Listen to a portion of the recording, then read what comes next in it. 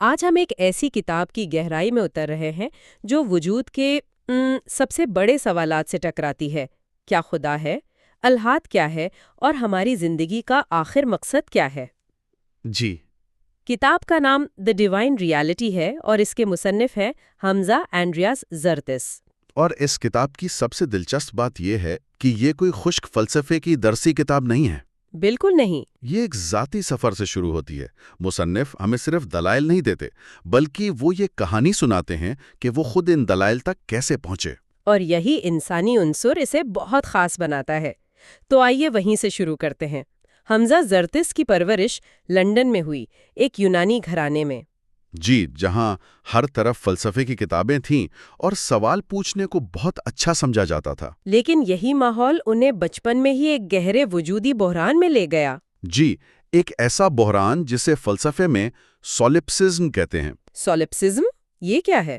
یہ ایک بہت ہی تنہا کر دینے والا احساس ہے کہ شاید صرف میں ہی حقیقی ہوں اور باقی پوری دنیا، میرے دوست، میرا خاندان، سب میرے ذہن کا ایک وہم ہے۔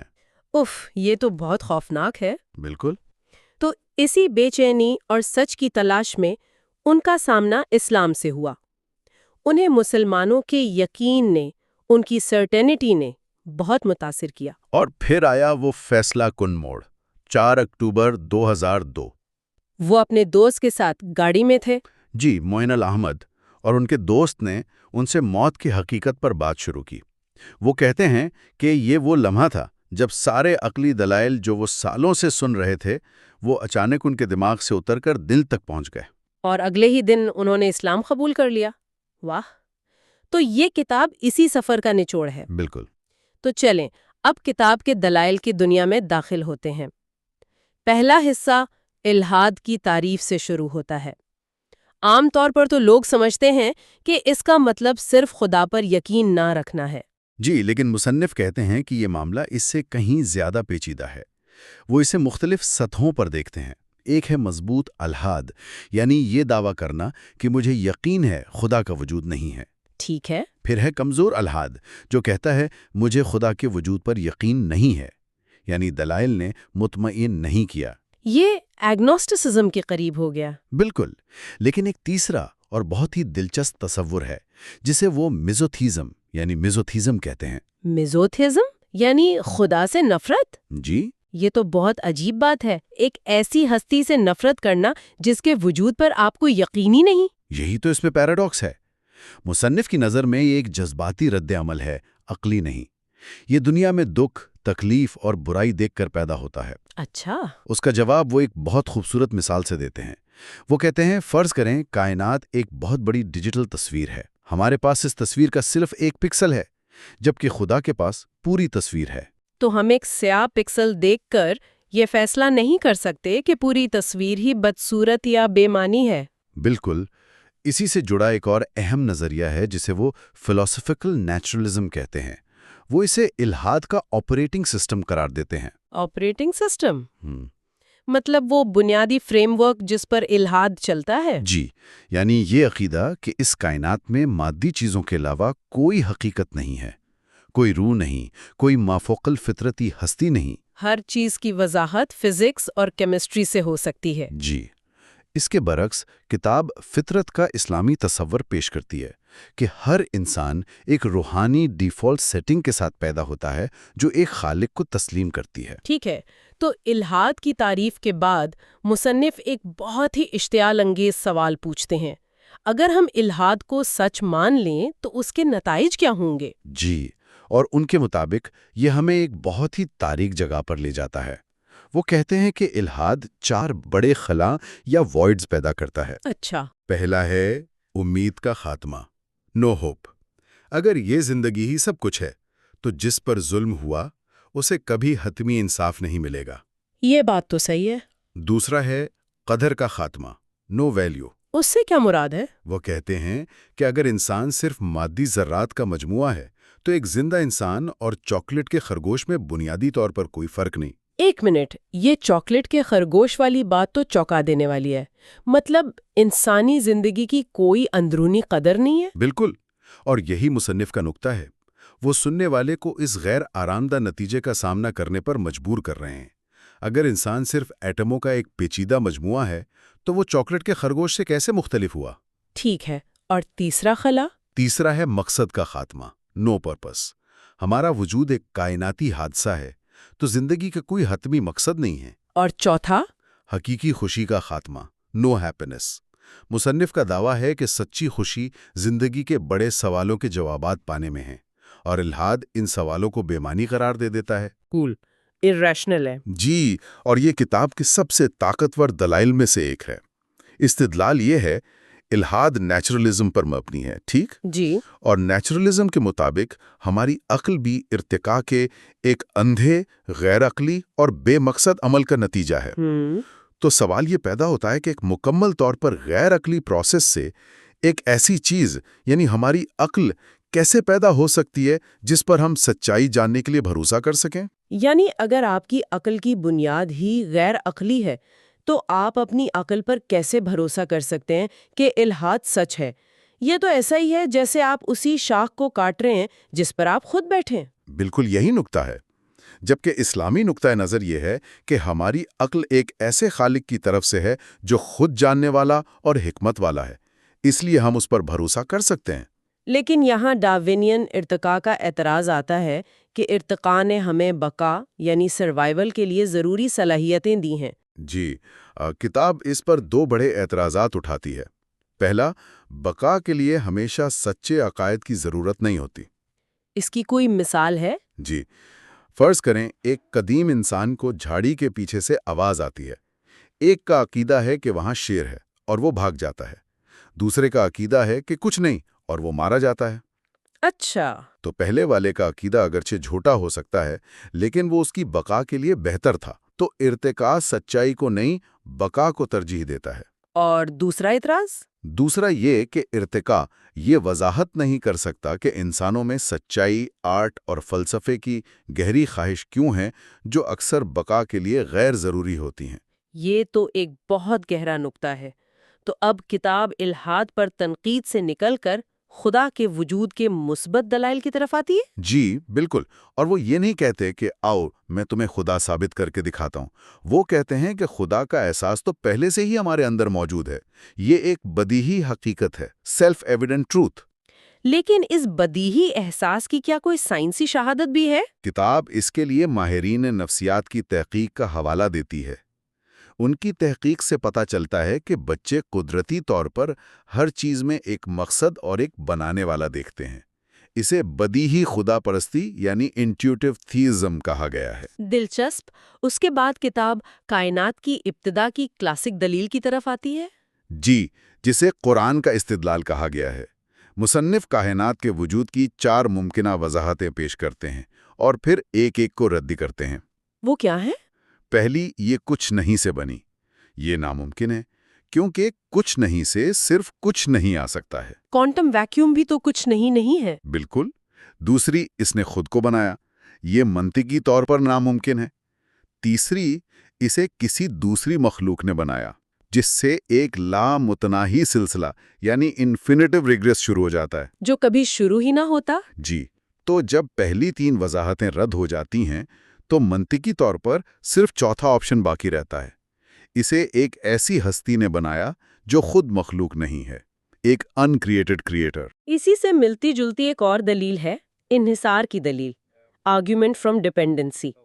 وہ ڈومینو والی مثال مجھے بہت پسند آئی۔ جی، کہ بات صرف پہلے ڈومینو کی نہیں بلکہ اس ہاتھ کی ہے جو پوری قطار کو سہارا دیے ہوئے ہے۔ صحیح۔ کائنات اور اس کی ہر چیز منحصر ہے، ڈیپینڈنٹ ہے۔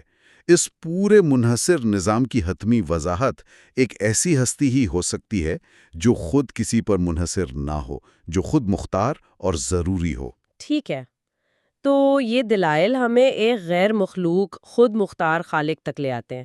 اب کتاب کائنات کے اندر موجود نشانیوں کی طرف آتی ہے، یعنی ڈیزائن کی دلیل، جسے فائن ٹیوننگ کہتے ہیں۔ جی، اور اس کی مثال ایسی ہے جس سے آپ کو صبح اپنے ٹوسٹ پر مکھن سے آئی لو یو لکھا ہوا ملے۔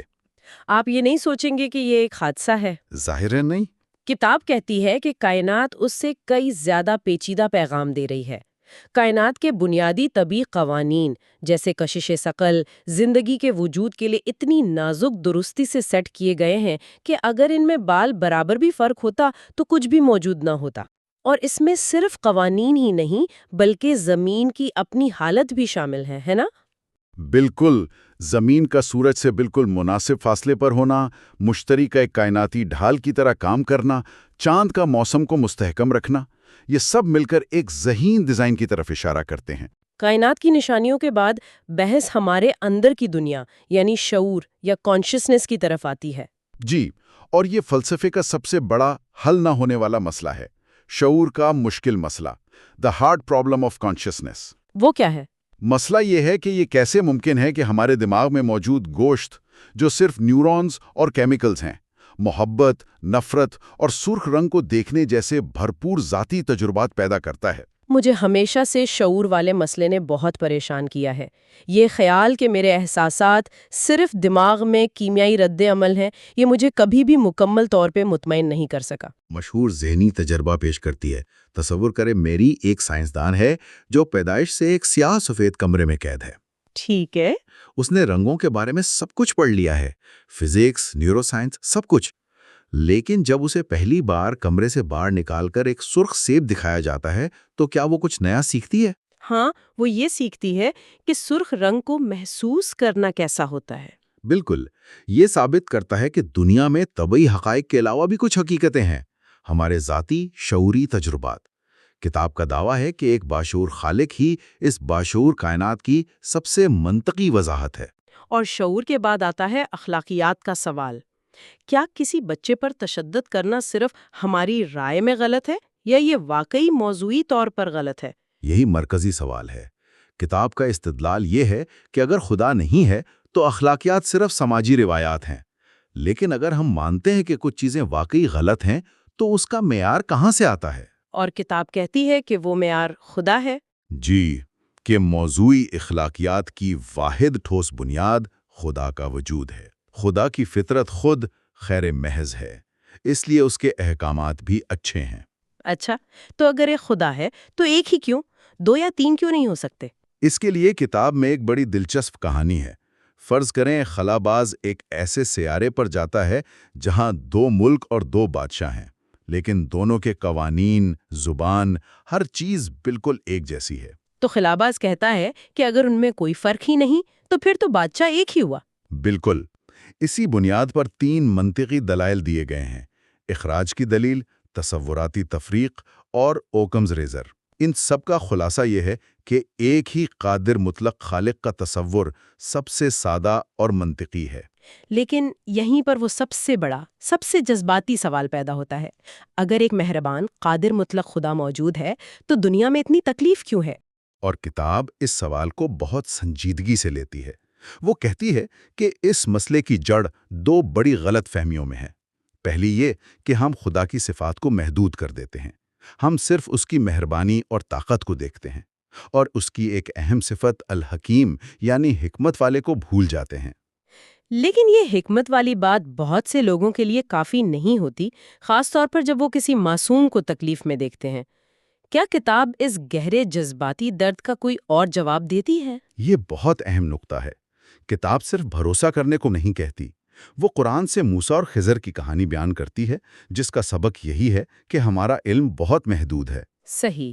لیکن پھر وہ دوسری غلط فہمی کی طرف آتی ہے، جو یہ ہے کہ خدا نے ہمیں تکلیف کی کوئی وجہ نہیں بتائی، جبکہ اسلام نے کئی وجوہات بتائی ہیں۔ یہ زندگی ایک امتحان ہے، تکلیف ہمیں خدا کے قریب لاتی ہے، اور یہ ہمیں خدا کی صفات جیسے الشافی یعنی شفا دینے والے کو جاننے کا موقع دیتی ہے۔ اور معصوموں کی تکلیف کا کیا؟ اسلامی عقیدے کے مطابق آخرت میں انہیں اس کا اتنا اجر ملے گا کہ وہ دنیا کی ہر تکلیف بھول جائیں گے۔ تو ان تمام عقلی اور جذباتی سوالوں کے بعد کتاب کا آخری حصہ قرآن پر آتا ہے۔ جی، اور یہ دلیل دیتا ہے کہ یہ خدا کا کلام ہے۔ اس کے لیے وہ 2 اصول استعمال کرتے ہیں: شہادت یعنی ٹیسٹیمنی اور بہترین وضاحت کا استدلال۔ شہادت کس کی؟ اس دور کے عرب کے بڑے بڑے شاعروں اور ماہرین زبان کی، جنہیں قرآن نے چیلنج دیا کہ اس جیسی ایک صورت ہی بنا لاؤ، اور وہ سب ناکام رہے۔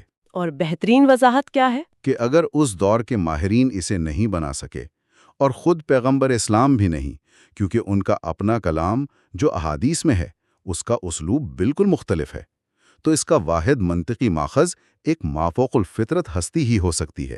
اور اگر قرآن سچا ہے تو اسے لانے والے پیغمبر بھی سچے ہیں۔ جی، کتاب کہتی ہے کہ ان کی زندگی خود ان کی سچائی کی دلیل ہے۔ نہ وہ جھوٹے تھے کیونکہ انہوں نے دولت اور طاقت کی ہر پیشکش ٹھکرا دی، اور نہ ہی غلط فہمی کا شکار تھے۔ ان تمام دلائل کا منطقی نتیجہ کیا ہے؟ کتاب کہتی ہے عبادت، اور عبادت صرف چند رسومات کا نام نہیں بلکہ یہ شکر گزاری کا سب سے اعلیٰ عملی اظہار ہے۔ اور یہاں وہ آزاد غلام یعنی دی فری سلیو کا خوبصورت تصور پیش کرتے ہیں۔ وہ کیا ہے؟ یعنی جب انسان صرف ایک خدا کی عبادت کرتا ہے تو وہ ہزاروں جھوٹے خداؤں جیسے پیسہ، شہرت، خواہشات، ان سب کی غلامی سے آزاد ہو جاتا ہے۔ تو یہ سفر عقلی دلائل سے شروع ہو کر ایک بہت ہی ذاتی اور روحانی نتیجے پر ختم ہوتا ہے۔ کتاب کا اختتام بھی ایک بہت ہی خوبصورت واقعے سے ہوتا ہے۔ جی، مصنف بتاتے ہیں کہ ان کے والد ایک اسکول کانسرٹ میں گئے جہاں ایک نوجوان نے اتنی شاندار پرفارمنس دی کہ جب سب لوگ بیٹھ گئے تب بھی ان کے والد اکیلے کھڑے ہو کر تالیاں بجاتے رہے۔ کیونکہ وہ اس نوجوان کی صلاحیت سے بے حد متاثر تھے۔ بالکل، اور کتاب یہی سوال ہمارے سامنے رکھتی ہے کہ جب ہم ایک انسان کی محدود صلاحیت پر اتنے متاثر ہو سکتے ہیں تو اس کائنات کے خالق کی، جس کی کاریگری ایک ایٹم سے لے کر کہکشاؤں تک ہر جگہ نظر آتی ہے، اسے دیکھ کر ہم تعریف میں کھڑے کیوں نہیں ہوتے؟ کتاب کا حتمی نتیجہ یہ ہے کہ اگر ہم ایسا محسوس نہیں کرتے تو شاید مسئلہ دلیل میں نہیں بلکہ ہمارے دل کی حالت میں ہے۔ اور شاید یہی وہ آخری خیال ہے جس پر غور کیا جا سکتا ہے۔ مصنف کا پیغام صرف دلائل پیش کرنا نہیں ہے بلکہ ایک رویے کی دعوت دینا ہے۔ نفرت نہ کریں بلکہ دلیل سے بات کریں۔ علم کا حتمی مقصد بحث جیتنا نہیں بلکہ حقیقت کو سمجھ کر اپنے آپ کو بدلنا ہے۔ شاید سچائی کو قبول کرنے کے لیے ایک کھلے ذہن کے ساتھ ساتھ ایک زندہ اور عاجز دل کی بھی ضرورت ہوتی ہے۔